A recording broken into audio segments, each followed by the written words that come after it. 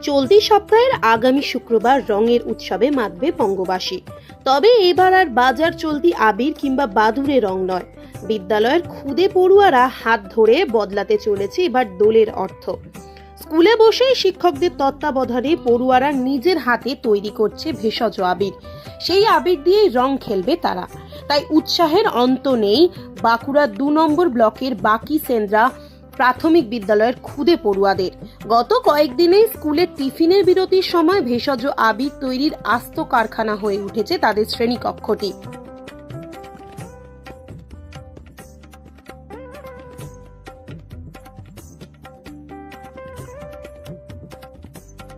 ঐতিহ্যপূর্ণ বাঁকুড়ার প্রায় প্রতিটি অঞ্চলে রাঙা পলাশের ছড়াছড়ি। গত কয়েক বছর আগেও এই পলাশের তেমন কদর ছিল না।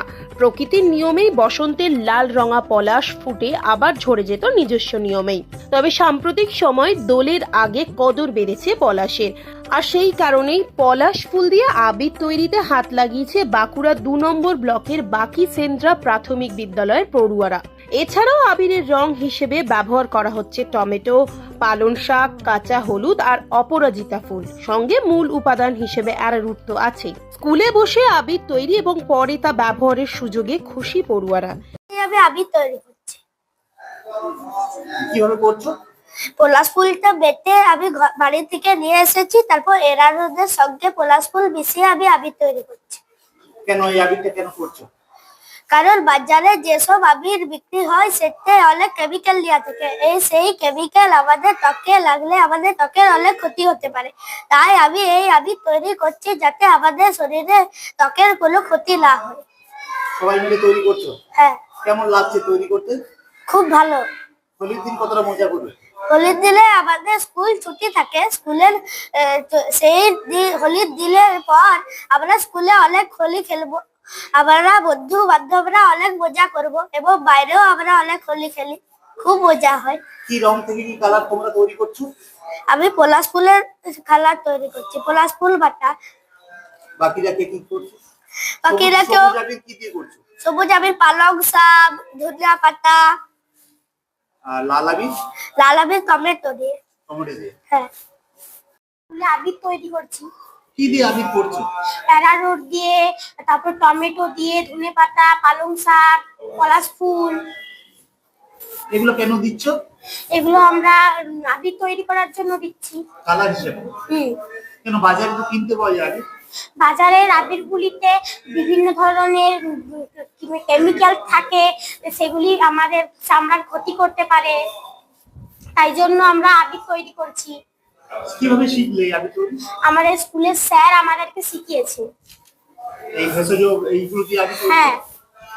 কতটা ফুর্তি করবে হোলির দিন? অনেকটা।